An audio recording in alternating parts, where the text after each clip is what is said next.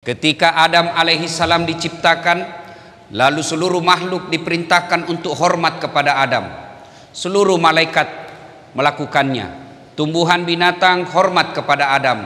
Satu makhluk Allah yang menolak, namanya iblis. Iblis ini membangkang, lalu diusir keluar dari sorga. Dan sebelum keluar dari sorga dia berkata, saya akan menyesatkan anak cucunya Adam. Saya akan menggelincirkan anak cucunya Adam. Gara-gara Adam saya diusir dari sorga, maka saya akan melakukan segala upaya untuk menyesatkan anak cucunya Adam. Saya ulangi, segala upaya saya lakukan untuk menggelincirkan anak cucunya Adam. Dan salah satu di antaranya, saya akan berupaya agar mereka tidak konsentrasi dengar ceramah ketika dia dengar pengajian. Dan salah satu caranya adalah saya sibukkan dengan HP-nya. Orang-orang yang sibuk dengan HP ketika kita dengar ceramah, sesungguhnya itu tergelincir atas godaan setan. Ya pasti nih. Bagaimana caranya kau mau dengar ceramah sibuk saja begini? Hargai perasaanku bos. Jauh-jauh saya kasihan dari Sulawesi Selatan. Bapak tahu enggak saya ke sini? Naik pesawat dulu 2 jam lebih ke Jakarta. Transit berjam-jam di Jakarta, baru jam 4 subuh naik pesawat lagi ke sini. Pergi lagi ke Kayu Agung, balik lagi ke sini, ceramah menghargai undangan Bapak. Begitu saya ceramah Bapak sibuk begini. Tolong hargai perasaan saya Ibu. Ibu-ibu yang pegang HP selama saya ceramah, saya doakan suamimu kawin lagi. Mau kok? Apa? Simpan balik itu HP, simpan dulu. Ibu-ibu. Kalau ibu rekam pasti tidak jelas, pasti suaranya tidak bagus. Kenapa? Nangkap dari sini, tidak bisa, pasti tidak jelas. Itu upaya setan. Saya mau dengar ceramahnya Pak Ustadz supaya kalau pulang saya bisa dengar ulang. Ini ada kamera saya bawa, suaranya jernih, gambarnya bagus. Tinggal bagaimana caranya? Ibu buka di YouTube, tulis Dasat Latif PLN Palembang. Nah, keluarlah itu. Sudah nonton, jangan lupa like and share. Saya serius Pak, kalau bisa simpan dulu HP. Saya serius. Selama Bapak pegang handphone pasti tidak konsentrasi. Simpan aja dulu ya. Sebentar aja, ini kita dengar serius dulu ya. Sebentar. Ibu-ibu tidak usah selfie-selfie, nanti saya layani sampai sore. Itu juga kita lagi ceramah, selfie dong. Dia membelakang. Orang lagi ceramah, dia belakangi kita. Ternyata saya dijadikan background. Kok kira saya pot bunga? Itu lihat nanti nih Pak. Saya sebenarnya tidak gagah, lebih gagah Pak GM. Saya betul lebih gagah Pak GM dari saya. Saya tidak gagah tapi saya penuh pesona. Mana buktinya? Ibu-ibu mau foto semua toh? Sudah foto? Ulang Ustadz, ulang lagi Ustadz, kabur Ustadz, ulang lagi 5 kali diulang. Saya bilang dalam hati, biar 10 kali kau ulang, namun kamu yang kabur. Ayo kita simpan dulu ya, waktu terbatas. Azhar nanti jam 15.34 ya. Jadi kita simpan dulu handphone, kita ceramah, dengar ceramah dulu. Suatu kali, dengar ini Bu, Nabi sholat maghrib. Assalamualaikum warahmatullah. Assalamualaikum warahmatullah. Ada sahabat namanya Sa'labah. Ini Sa'labah, kalau sahabat lain Assalamualaikum warahmatullah, bersikir dulu. La ilaha illallah wahdahu la syarikalah, lahul mulku wa lahul ham, yuhyid wa yumit wa huwa ala kulli syai'in qadir. Minimal 11 kali. Ini Sa'labah, Assalamualaikum warahmatullahi wabarakatuh, langsung lompat. Begitu bapak-bapak tuh. Ini Sa'labah langsung lompat. Dilihat oleh Nabi, dalam hati Nabi, ini Sa'labah kayak sombong betul, tidak butuh Allah. Apa sih susahnya? Selesai kau sholat, kau berdoa dulu, minta urusanmu dimudahkan Allah. Seperti bapak-bapak juga, kalau hari Jumat paling cepat, paling terlambat datang, paling cepat pulang. Orang khotbah dia tidur. Begitu selesai dia bilang, aliran apa ini? Tidak ada khotbahnya. Bukan aliran apa, bapak yang tidur. Ya kan? Nah, hari kedua juga begitu. Assalamualaikum warahmatullahi wabarakatuh. Langsung pergi. Hari ketiga dipanggil sama Nabi. Sa'labah, ta'al, sini dulu. Ya Rasul, kau kayaknya kau tidak butuh Allah. Sahabat yang lain selesai sholat berzikir, kamu lantas jalan, pergi lagi. Ada juga itu teman-teman kita biasa yang berpedoman dan berpegang tidak boleh zikir bersama, tidak boleh doa bersama. Ada toh? Saya setuju pendapat Bapak. Tapi kalau begitu pendapat Bapak, sebaiknya jangan duduk saf paling depan. Kenapa? Karena Bapak melanggar adab-adab sholat jamaah. Dia kan umumnya begitu. Assalamualaikum warahmatullahi wabarakatuh. Kau langkah-langkai orang lagi berzikir, bos. Puncak dari semua ilmu itu adab. Bayangkan kalau ada Pak GM, ada ketua majelis ulama, ada tamu dari kantor sebelah, Bapak salam langsung langkah-langkai. Di mana adabmu? Padahal Nabi diutus ke muka bumi ini bukan sekedar mencerdaskan kehidupan bangsa, tapi apa? Liutammimal makarimal akhlak, memperbaiki akhlak manusia. Dan akhlak itu, kalau Bapak memuliakan orang yang berzikir, Bapak tidak mau mengganggu orang yang berzikir, lalu mengambil saf paling belakang, itu akhlak yang mulia. Kalau tidak mau berdoa bersama silakan, tapi jangan mengganggu orang yang lagi zikir bareng-bareng. Ini kan banyak orang sekarang baru belajar agama, dia selama ini preman. Tobat, baru 3 bulan tobat, langsung semua kafir. Kayak dia saja panitia hari kiamat. Nah, sudah. Sini. Apa sih susahnya selesai kau sholat? Kau berdoa dulu. Akhirnya Sa'labah berterus terang. Ya Rasulullah, sebenarnya sudah lama saya mau curhat ini, cuma saya malu-malu. Kenapa kau Sa'labah? Begini ya Rasul, saya ini kan orang miskin kasihan. 1 sarungku. Kalau saya lama berdoa, habis waktu maghrib, ini istri saya ngantri. Dia lagi nunggu ini pakai ini sarung.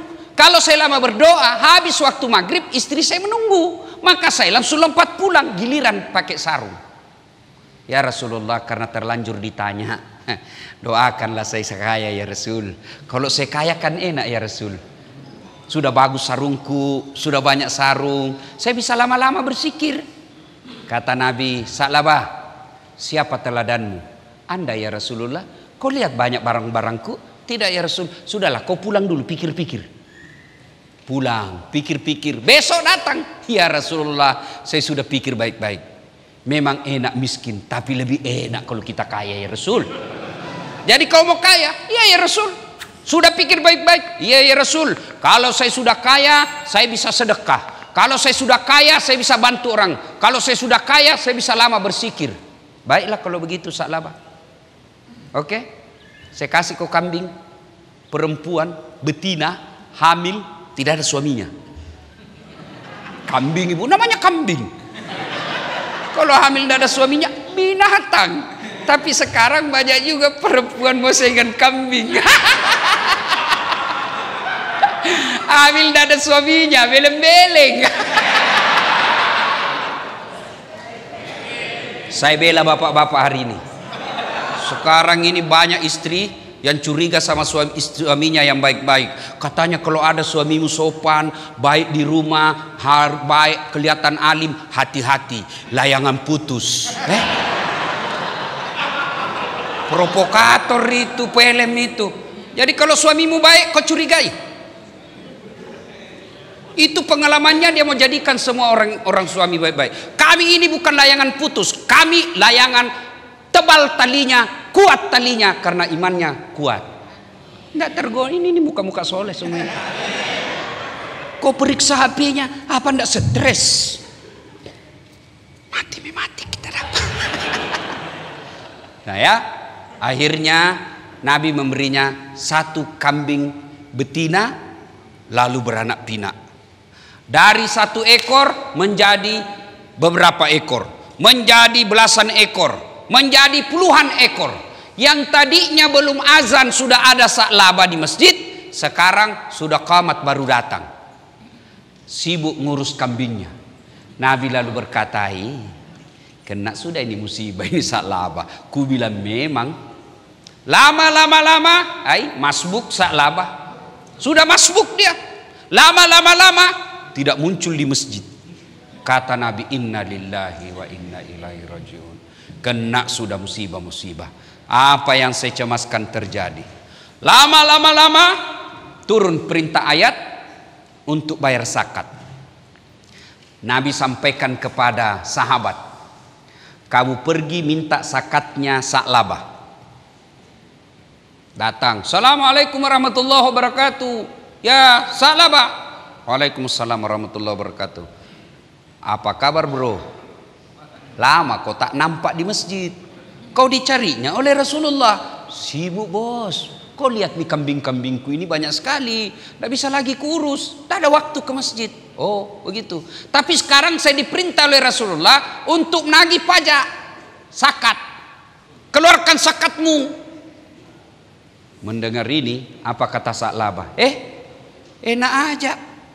Saya setengah mati kerja. Dari jam 6 saya sudah keluar. Kadang kala ceklok. Terlambat ceklok. Makan seadanya di kantor. Kerja setengah mati. Ini mata jadi buram lihat monitor laptop. Kamu datang minta-minta 2,5%. Siapa kok? Begitulah kira-kira bahasanya Sa'labah. Saya setengah mati. Gara-gara ini kambing saya tidak datang jamaah. Kau datang-datang minta. Nah. Wah, disampaikan ini kepada Nabi. Nabi katakan innalillah. Musibah sudah Sa'labah. Utus kedua kalinya tetap tidak mau. Utus ketiga kalinya tetap tidak mau. Lalu Nabi katakan sudah, tidak usah lagi kau minta. Selesai. Akhirnya turun ayat. Ayat itu kurang lebih menyindir Sa'labah. Yang kurang lebih menerjemahkan bahwa ada di antara kalian ketika miskin hamba Allah, kaya hamba harta. Ayat ini disampaikan Sa'labah. Sa'labah, ada baru ayat turun seperti ini. Miskin hamba Allah, kaya hamba harta. Kau aja dikena ini di Madinah. Satu-satunya ayat menyindir kau. Kau ini dah kena. Sa'labah istighfar. Astagfirullah. Lalu dia ambil zakatnya, dia bawa ke Nabi. Ya Rasulullah, mohon maaf, terima zakatku. Apa kata Nabi? Terlambat mi bos. 3 kali kusuruh toh, kau kasih malu saya. Sudah, bawa pulang itu. Kalau orang Bugis bilang, Andre le cilaka. Makan mako itu semua, makan mako sama-sama kulit-kulitnya. Wafat Rasulullah. Sa'labah mulai goyang ekonominya. Dia datang lagi bawa zakat kepada Abu Bakar Siddiq. Kata Abu Bakar, mohon maaf. Nabi tidak berani, Nabi tidak menerima zakatmu, manalah saya berani. Makin goyang ekonominya, wafat lagi. Abu Bakar diganti oleh Umar bin Khattab. Ya Amirul Mukminin, terima zakatku. Apa kata Umar? Nabi tidak terima. Abu Bakar menolak, manalah saya berani. Akhirnya sejarah membuktikan Sa'labah bangkrut dan mati dalam kekufurannya. Na'udzubillah min zalim. Itu bahayanya zakat, Pak. Bapak tahu namanya zakat? Zakat itu ayatnya bukan minta, ambil. Kalau minta ada 2 pilihan. Dikasih, alhamdulillah. Tidak dikasih, ya namanya kau minta. Tapi namanya ambil, mau tidak mau, ambil. Pada zaman Nabi, pada zaman Khulafaur Rasyidin, itu ada pasukan khusus penagih zakat. Kenapa? Bukan kau yang punya. Kamu memang kerja di PLN dari pagi sampai sore, kadang-kala lembur, tapi ingat ada haknya orang miskin di dalam hartamu itu. Berapa? Cuman 2,5%, tidak cukup 3. Kata Allah, ambil deh 97,5, ambil semuanya. 2,5% kasih fakir miskin yang tadi beasiswa. Dan itulah yang kau miliki. Yang deposito, mobil, rumah, belum tentu bapak punya. Nih ibu-ibu nih, yang banyak emasnya, tidak dikeluarkan zakatnya. Hati-hati kau ibu, pakai behel, bingkai kacamatanya emas, semua cincin berlian. Ibu meninggal, siapa yang pakai? Siapa yang pakai? Anak pret, istri kedua. Daripada diambil istri kedua, ibu sudah menderita di blender di kubur. Suami diranjang menikmati dengan istri barunya memakai gelangmu. Wah! Lebih baik sedekahkan. Demi Allah, kata Nabi, 3 aja itu hartamu. Lain dari itu bukan kau punya. 3 aja harta yang kita miliki. 1 yang habis sibuk makan, itulah kita punya. 2 yang hancur kita pakai. 3 yang telah kita sedekahkan jalan agama Allah. Lain dari itu bukan ibu punya. GM punya mobil dinas, pensiun, bukan kau punya, bos, kasih kembali. Kan ada namanya di dom, Ustadz. Hati-hati, di neraka bisa bertanggung jawab. Apalagi kalau diakal-akali. Oh, disuruh pikul nanti itu, Pak. Lewat security, ternyata Bapak yang ngambil. Alhamdulillah, terima kasih kepada Kapolri. Sekarang satpam dan security bajunya mirip polisi. Tapi polisi keberatan. Diuntungkan hanya satpam dan security. Mereka dikira polisi, kami dikira satpam.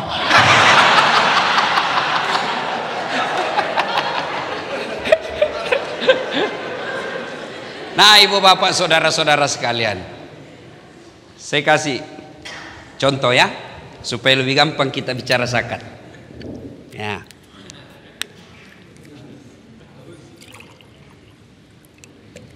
Yang namanya 2,5%. Ini halal atau haram?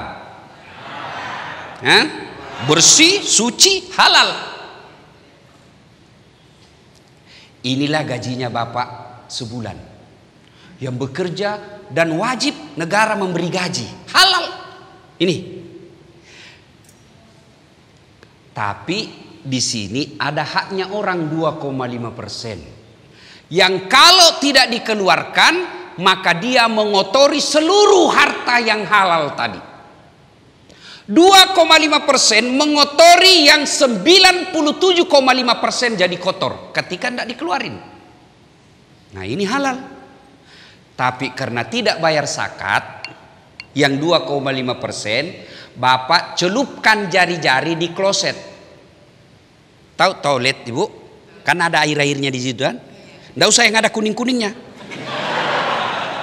Bersihkan dulu yang kuning itu. Kira-kira ibu mau ndak ambil 1 tetes yang sudah sudah ndak ada kuning, celupin. Ibu ambil 1 tetes saja dari situ, masukin di sini. Ibu mau minum? Bapak mau minum? Mau? Begitulah logika berpikirnya orang yang enggan membayar zakat, yang hartanya tadi caranya dia peroleh secara halal. Karena dia tidak membayar zakat, seluruh hartanya jadi kotor. Karena hartanya menjadi kotor, dimakan menjadi anaknya kepala batu. Dimakan istrinya jadi pembangkang, tidak tahu aturan. Dimakan suaminya, mentalnya mental perselingkuh. Kenapa? Yang membentuk darah dagingnya adalah barang haram, meskipun dia peroleh secara halal, tapi karena dia tidak keluarkan zakatnya menjadi haram. Contoh lagi, pisang itu ya macam-macam, bayangkan Pak. Pisang ini dibeli halal. Kalau saya beli ini 100% saya punya. Apakah setelah 100% saya punya semua saya makan? Apakah semua saya makan? Tidak. Apanya yang saya buang? Kulitnya. Buang. Inilah zakat. Kalau ada orang bekerja tidak mengeluarkan zakatnya, maka sama dia makan ini buah dia beli dengan kulit-kulitnya. Kalau kulit pisang masih lembut, kulit durian, maka yang saya dengar informasi dari Pak GM, Pegawai di sini baru 72% yang bayar zakat dan sedekahnya di Baitul Mal PLN. Yang lebihnya itu dia makan durian dengan kulit-kulitnya.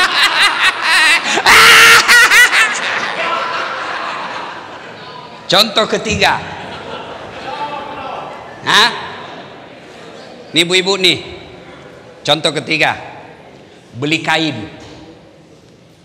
Berapa meter satu baju? Kalau baju saya 1,5 meter baju.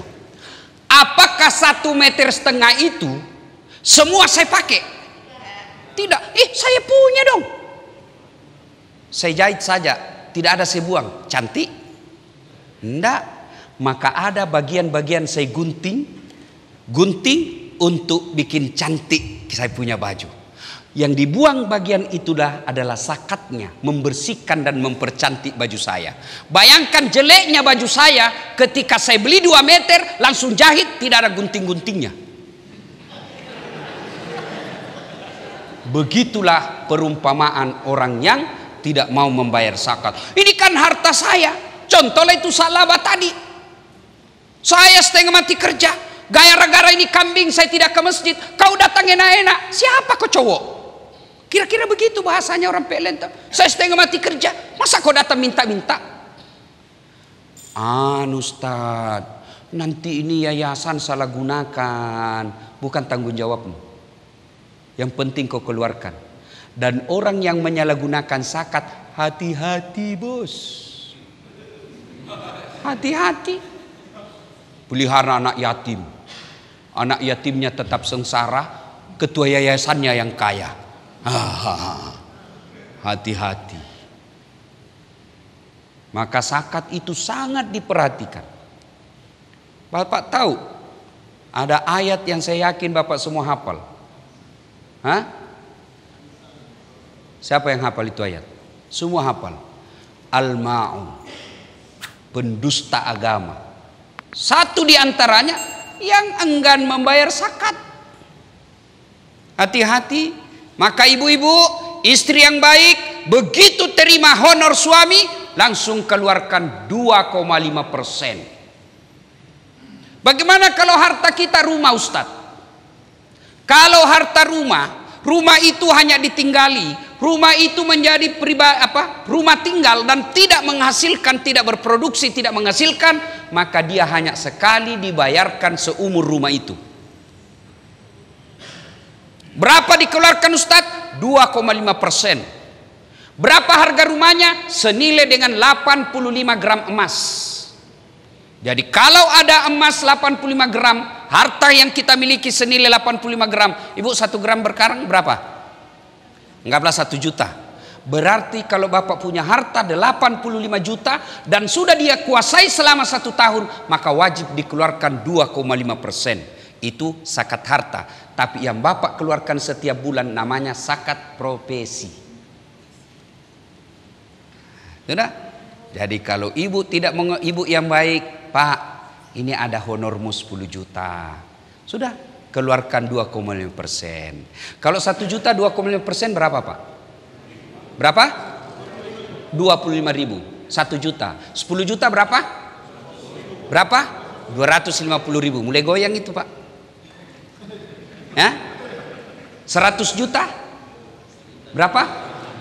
2.500.000. Bapak mulai tambah cemas. Kalau tadi 25.000, setan belum mempan goda Bapak karena 25.000 Pak pembeli pulsa sebentar. Tapi kalau sudah 2.500, Bapak mikir, ini bisa jadi HP baru ini. Masuk setan. Maka keluarkan zakat. Motivasi kedua, soal penting yang mengeluarkan zakat, sedekah. Itu tadi zakat, sedekah. Suatu kali Nabi didatangi fakir miskin. Assalamualaikum warahmatullahi wabarakatuh ya Rasulullah. Nabi katakan, Fatimah buka. Waalaikumsalam warahmatullahi wabarakatuh. Ini salamnya orang Islam. Jadi Bapak jangan ringkas-ringkas salam, kecuali SMS. Kalau SMS Bapak ringkas ya namanya SMS. Tahu SMS? Pesan singkat. Namanya ya jadi disingkat lah. Ada juga itu baru belajar agama 2 bulan, oh enggak boleh, haram. Selama Bapak tulis dengan niat bahwa itu salam, assalamualaikum warahmatullahi wabarakatuh, namanya SMS yang tidak boleh kalau kau ucapkan. Tidak boleh ringkas-ringkas. Samlek. Apa samlek? Assalamualaikum. Tidak boleh itu. Ustadz, aswabar. Apa swabar? Assalamualaikum warahmatullahi wabarakatuh. Tidak boleh. Kalau SMS namanya pesan singkat.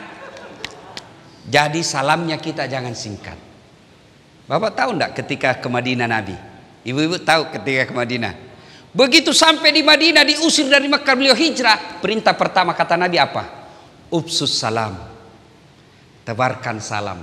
Baik salam secara lisan maupun salam dalam arti menjadi rahmatan lil alamin. Jadi kalau ibu salam sama suami, assalamualaikum warahmatullahi wabarakatuh. Gimana kabar bang? Ya. Tapi kalau sama suaminya, Waalaikum. Di mana kau? Di kantor. Bohong. Coba video call. Kayak kita saja tahanan. Ya ketawa, saya serius ini. Ada juga itu. Bapak juga kalau telepon di sini. Ayo, salam. Mana ibu? Rumah. Kayak menginterogasi. Sekalinya sama sekretarisnya Pak GM, bagus betul salamnya. Assalamualaikum. Waalaikumsalam. Jadi salamnya orang Islam, assalamualaikum warahmatullahi wabarakatuh. 3 itu doa di dalam Pak. Assalamualaikum, semoga Anda selamat. Selamatnya bukan cuma siang, selamatnya bukan cuma malam, selamat selamanya. Kalau Bapak doakan orang selamat, jangan cuma malam. Apa artinya selamat malam? Berarti Bapak doakan saya sengsara pagi. Assalamualaikum, semoga Bapak selamat. Warahmatullahi, rahmat Allah menyertaimu, kasih sayang Allah menyertaimu. Wabarakatuh, berkah Allah menyertaimu. Apa itu berkah? Hartanya sedikit tapi selalu fisabilillah, itu namanya berkah. Cuma biasanya kita orang baik-baik salam, assalamualaikum warahmatullahi wabarakatuh. Kita cuma salam. Ulama salam baik-baik, lengkap, tidak dihargai. Burung beo Assalamualaikum, Assalamualaikum, 15 juta harganya Pak. Ini ulama khotbah 30 menit, bagus lagi ayatnya 150.000. Pelan-pelan juga bos. Nah, Nabi lalu berkata, Fatimah buka. Ya Rasulullah, saya sudah lapar sekali nih, kasihan. Sudah beberapa kali saya tidak ketemu roti dan makanan lainnya. Adakah bisa dimakan di rumah ya Rasul? Kata Rasulullah, maafkan saya. Saya pun dalam posisi lagi tidak ada makanan di rumah. Saya juga lagi tidak ada duit. Saya miliki. Fatimah, tolong berikan orang ini jubah saya. Tahu jubah ibu? Tahu jubah? Itu orang Arab kalau pakai baju dulu kan di dalam, baru di luarnya ada, ya kan? Itu namanya jubah. Kebalikannya baju, ya kan? Jubah, baju. Nah, ya, itu kebalikannya Superman. Kalau Superman, celana dalamnya di luar. Kalau Dasat Latif, celana dalamnya di dalam. Bayangkan kalau saya ceramah celana dalam saya di luar Pak. Apa ndak orang bilang sudah gila itu ustaz, lama sudah kasihan sakit itu, ya kan? Nah, jubah. Lalu Nabi memberinya jubah. Hanya ini yang saya bisa berikan kepadamu. Pelajaran pertama, Pak, kalau ada orang datang minta tolong ke rumah, mengucapkan saja itu sudah berat. Jangan sampai kasihan dia pulang sudah malu tidak bawa lagi pertolongan. Kalau dia minta 1 juta dan bapak pikir tidak mungkin dia bisa utang ini, karena ada juga itu Pak hobi utang dan hobi tidak mau bayar, karena dia bilang banyak aja uangnya itu. Untuk ada utangmu bos, bayar. Masa miliarder begitu, utang saya 2 juta saya harus bayar? Bayar karena kewajiban. Masa Pak GM utang 500 ditagih? Bayar, utang. Ada orang hobi begitu. Maka ketika orang datang ke rumah, dan kita yakin dia tidak bisa bantu, tidak bisa bayar itu kalau dikasih utang 10 juta, paling tidak jangan permalukan dia. Hargai, ya sudah. Saya seperti itu. Datang saya lihat, tak mungkin dia bisa bayar ini, tidak masuk di akal. Maka, Dek, saya tidak bisa kebantu, tapi ini saya kasih. Kalau misalnya utang Ustadz 2 juta, saya lihat-lihat, waduh agak berat juga saya kasih. Sudah, supaya dia tidak malu pulang, saya kasih kau 250.000, tidak usah utang, ini hadiah dari saya. Supaya dia pulang tidak kecewa. Ibu-ibu juga begitu. Kalau ada orang datang mengutang, ibu tidak punya duit, kasihlah kue. Kasihkah baju, kasihkah kudung, yang penting ada kita kasih. Ibu-ibu kan rajin sedekah sama tetangganya. Nak, ada itu kue di kulkas, bawakan tante di sebelah daripada basi. Nanti mau basi baru diingat Pak Ustadz. Nah, Nabi begitu, tidak bisa memberi makanan dan duit, maka Nabi memberinya ini. Nah, yang menerima jubah itu lalu dia ke pasar. Dia ke pasar dan teriak-teriak, "Ayuhan nas, wahai manusia, nih saya punya jubahnya Nabi, saya jual. Siapa yang mau memilikinya, saya jual." Kira-kira kalau pada saat sekarang, Pak, ini ada rambutnya Nabi, ini ada bajunya Nabi, saya lelang, miliaran pun, triliunan pun barangkali ada yang mau beli. Pada zaman itu sahabat pun mendengar, salah satu adalah penduduk Madinah yang gangguan matanya, gangguan penglihatannya. Lalu dia bilang ke budaknya, bukan pembantu, "Ibu, beda pembantu dengan budak. Kalau pembantu itu, Bu, digaji tiap bulan, dan kalau tuan rumahnya cerewet, dia punya hak berhenti. Berhenti, saya cerewet sekali soal istrinya itu.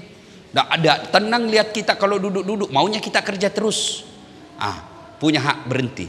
Budak hak milik, sama handphone, mau dibanting, mau dijual, mau diapa, hak milik. Budak itu hak milik." Lalu orang yang gangguan matanya ini berkata kepada budaknya, "Kalau kau berhasil belikan saya itu, saya bebaskan kau, saya merdekakan kamu." Dia ke pasar dan alhamdulillah berhasil membeli baju itu, jubah itu, lalu dibawa ke tuannya. "Tuan, alhamdulillah saya berhasil membelinya. Saya merdekakan kamu. Sekarang kau bukan budak saya." Lalu yang gangguan matanya diambil jubahnya Rasulullah, dia selawat sebanyak-banyaknya, dia berdoa kepada Allah, dengan izin Allah dia gosok-gosok terus dengan jubahnya Rasulullah, dengan izin Allah bagus penglihatannya, sembuh. Lalu setelah sembuh dia gembira. Dia datang kembali ke rumah Rasulullah. "Ya Rasulullah, mata saya sudah sembuh. Berkat izin Allah saya gosok dengan baju ini, saya kembalikan baju ini." Akhirnya baju itu kembali dimiliki Rasulullah. Lalu Rasulullah memanggil anaknya Fatimah, "Anakku, sini kau lihat. Ini hebatnya sedekah. Coba kau lihat ini sedekah. Dia kembali lagi ke saya. Tapi sebelumnya dia memanfaat sedekah ini kepada orang. 1, dia mengenyangkan perut kosong tadi. 2, dia memerdekakan budak. 3, menyembuhkan orang sakit. Hebatnya yang keempat, dia kembali kepada pemiliknya." Demi Allah, sedekah yang Bapak keluarkan bukan untuk yang Bapak kasih. Ibu bersedekah kepada tadi anak sekolah ini, bukan ibu kasih ke dia, tapi apa? Ibu pada hakikatnya mengembalikan harta itu ke dirinya, pemberi. Karena dalam Al-Quran Allah jelaskan, kau belanjakan hartamu di jalan agama Allah, 1 biji ibaratnya kau tanam, menumbuhkan 7 bulir. 7 bulir itu setiap bulirnya mengandung 100 biji. Artinya 1 sedekah Allah ganti 700 kebaikan. Saya banyak sekali pengalaman soal sedekah, Pak. Cuma tidak enak dicerita. Apalagi nanti kalau tayang, nanti kita dibilang ria. Percaya, Allah pasti ganti. Ibu-ibu, saya tanya ibu. Ibu, ada ibu pernah lihat orang bangkrut gara-gara rajin sedekah? Ada? Tidak ada. Ada orang tidak senang sama dermawan? Saya tanya bapak-bapak, senang GM yang dermawan atau pelit? Senang istri GM yang pelit atau dermawan? Dermawan. Ibu-ibu senang menantu yang pelit atau dermawan? Senang tetangga yang pelit atau dermawan? Tidak ada orang suka orang pelit, ya? Bahkan orang pelit sekalipun tidak suka sama orang pelit. Begitu jeleknya itu sifat pelit. Jako ke rumahnya, pelit. Dia juga pelit, beleng-beleng. Ya, ayo sedekah. Saudaraku, bersedekahlah. Bu-ibu, banyak faedah sedekah. Selain kembali ke kita, juga sesungguhnya tolak bala. Kalau ibu khawatir suaminya diganggu perempuan lain, ndak usah periksa HP-nya. Semakin ibu periksa HP, semakin cerdas dia. Benar. Ibu periksa, ambil aja. Ternyata ada HP-nya yang lain disembunyi. Sudahlah. Ibu mau awasi suaminya. Mana bisa ibu menjaga suami 24 jam? Tapi kalau Allah yang jaga suaminya ibu, biar perempuan mana yang goda tidak akan tergoda. Bagaimana caranya Ustaz? Salah satu di antara tolak bala itu kata Nabi, as-sadaqatu, bersedekahlah. Gimana maksudnya Ustaz? Kalau ibu mulai curiga, suamiku selama jadi pegawai PLN 3 tahun belakangan ini tidak pernah dia pakai parfum. Kok sekarang biar pengharum ruangan dia pakai juga semprot di badannya. Mencurigakan sudah itu bu. Selama ini tidak pernah setrika bajunya. Apapun dia tidak setrika. Sekarang baju dalamnya pun mau disetrika. Selama ini rambutnya acak-acakan, sekarang pakai pomade. Ada sungainya di sini. Mencurigakan itu. Apalagi kalau terima WhatsApp dalam kamar mandi. Sudah. Ibu kalau sudah mencurigakan begitu, tidak usah curhat sama tetangga. Pasti bocor.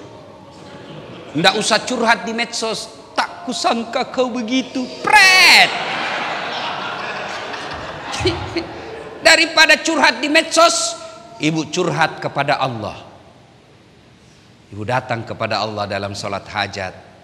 Ya Allah, zat yang membolak-balikkan rasa cinta dalam hati suamiku. Tidak mungkin aku bisa menjaga cintanya. Balikkan perasaan cintanya kepadaku. Buat dia sengsara hidupnya kalau dia tidak lihat saya 1 hari. Begitu lagi ngetik sengsara hatinya. Halo sayang. Ya Allah, ini ada duitku 1 juta. Saya tolak bala, saya bawa ke anak yatim piatu. Tolak bala, mudah-mudahan 1 juta itu suamiku terhindar dari wanita jahat. Bismillah. Coba ibu amalkan. Yang jadi masalah kalau suaminya juga bangun sholat tengah malam. Dia juga berdoa kepada Allah. Ya Allah, capek sudah saya lihat istri saya. Marah-marah aja kerjanya ya Allah. Ada duit, tidak ada duit, marah aja kerjanya. Cepat pulang dicurigai, pulang cepat dicurigai. Terlambat pulang lebih-lebih dilempar saya ya Allah. Karena doa itu Pak, boleh bahasa apa saja. Bahasa Palembang boleh, bahasa Sunda boleh, bahasa Jawa boleh, bahasa Bugis boleh. Bahkan bahasa isyarat pun boleh.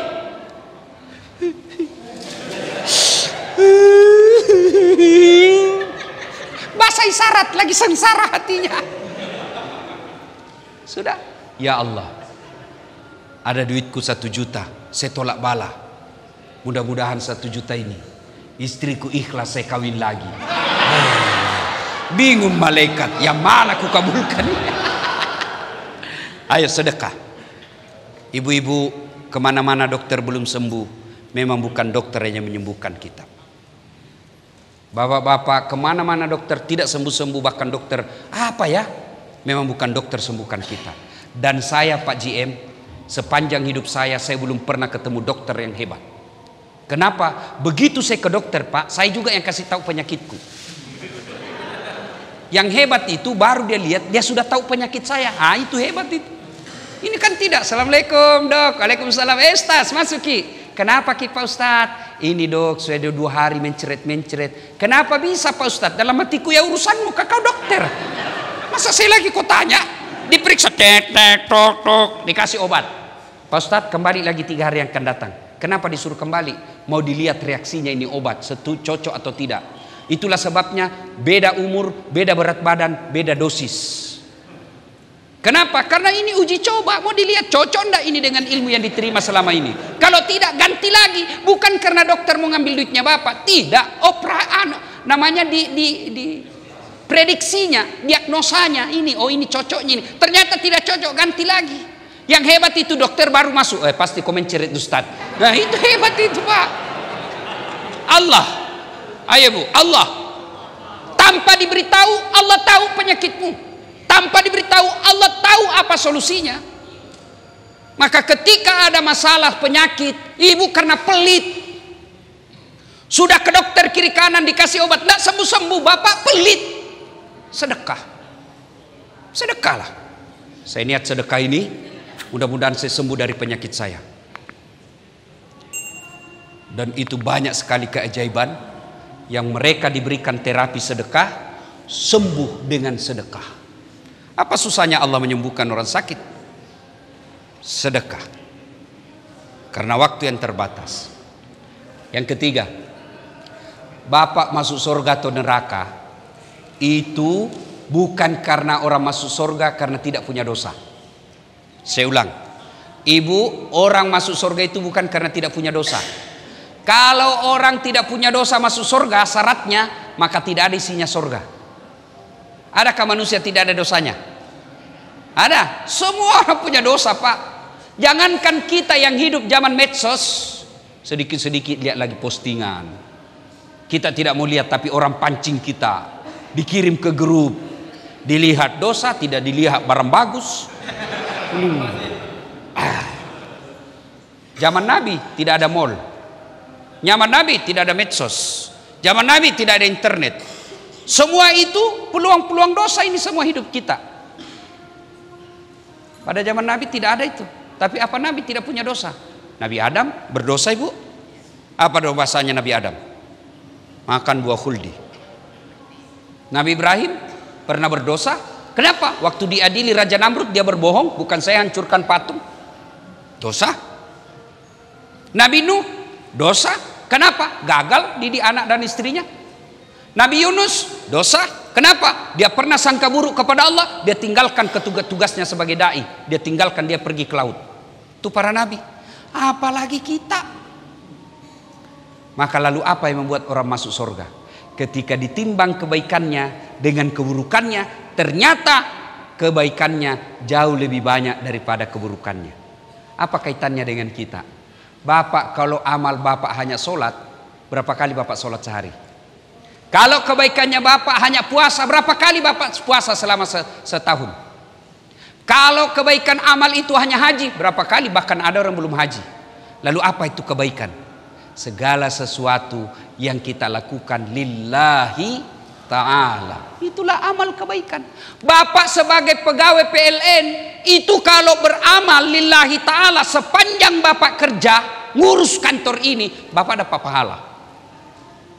Gimana caranya, Ustadz? Bapak setiap keluar rumah, wudu, tutup auratnya, menghadap kiblat, sebelum keluar baca doa. Inna sholati wa nusuki wa mahyaya wa mamati lillahi rabbil alamin. Bismillahi tawakkaltu ala Allahi la haula wa la quwata illa billah.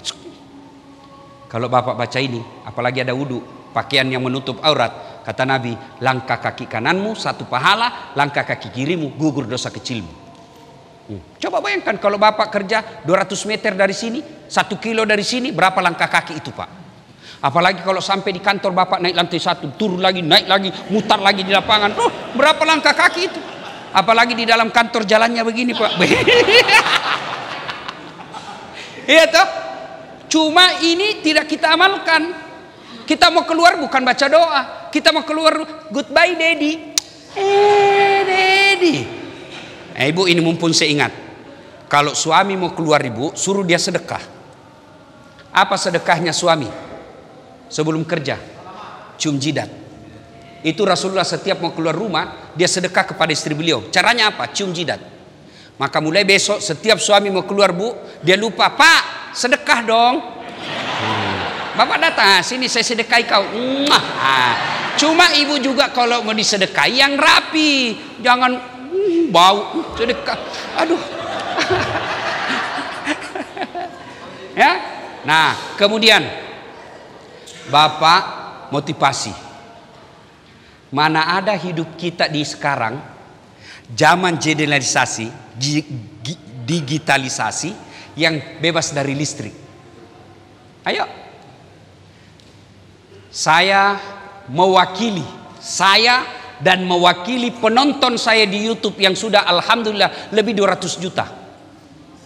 Berterima kasih kepada PLN. bersyukur kepada Allah dan berterima kasih kepada PLN. Kenapa? Karena PLN lah yang menyediakan energi listrik sehingga orang bisa dengar dakwah saya. Sudah siap jamaah, sudah siap panggung, padam listrik. Mana bisa penuh, tidak nyala ini, tidak didengar. Maka kita para mubalik tidak berlebihan kalau saya katakan kami para pendakwah berutang budi kepada PLN. Karena dengan PLN lah orang bisa nonton YouTube, mana bisa buka YouTube kalau padam listrik. Maka selama Bapak niatnya memudahkan dakwanya Pak Ustadz sehingga harus menyediakan listrik, tidak boleh padam listrik, maka selama itu Bapak punya pahala bagian daripada perjalanan dakwanya para ustadz. Cuma Bapak kan bekerja bukan itu, Bapak bekerja cari muka sama GM. Kalau ada GM, cepat sekali kerja. Begitu tidak ada GM, sebentar. Maka begitu di akhirat nanti, ya Allah, mana pahalaku pegawai PLN 30 tahun. Allah berfirman, kau dulu bekerja kan cari muka, kau sudah dapat mukanya PLN-mu. Sudah. Maka kalau orang yang bekerja lillahi ta'ala, gaji tiap bulan dia dapat, pangkat jabatan dia terpenuhi, juga dia dapat pahala di akhirat kelak sebagai pelayan daripada untuk kebaikan umat. Maka ibu bapak saudara-saudara sekalian, luruskan niat dalam bekerja. Kalau orang bekerja lillahi ta'ala, ada pimpinannya atau tidak ada pimpinannya, dia bukan cari muka sama manusia, tapi dia lillahi ta'ala. Ibu bapak saudara-saudara sekalian, inilah tausiah kita pada taklim kita kali ini. Mudah-mudahan ada manfaat. Terima kasih dan mohon bapak-bapak pegawai PLN penuh kesabaran dalam bekerja, karena kadangkala PLN sering dihina dan dimaki-maki.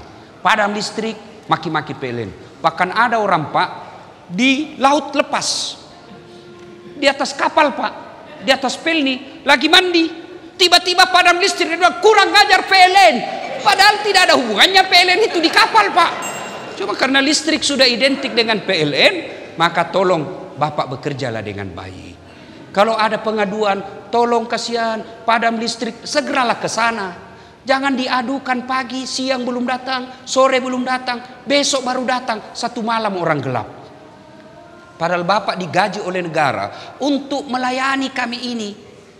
Ini kalau bekerjanya lillahi ta'ala, begitu dia telepon langsung dia meluncur. Kenapa? Karena dia berpikir ladang amal. Terutama masjid. Bapak kalau perlu satroni itu masjid. Jangan sampai ada masjid akhirnya dakwanya kacau gara-gara tidak tersedia listrik dengan baik. Mudah-mudahan ada manfaat. Lebih dan kurangnya mohon dimaafkan. Mari sebelum kita akhiri, kita kirimkan suratul Fatihah kepada Rasulullah Muhammad SAW. Khasiat dan keutamannya kita ikhlaskan Fatihah ini untuk ruh dan arwah saudara-saudara kita purna bakti PLN, baik yang masih sehat walafiat maupun yang sudah menjadi arwah. Ila hadratin Nabi Mustafa Muhammad SAW. Al-Fatihah.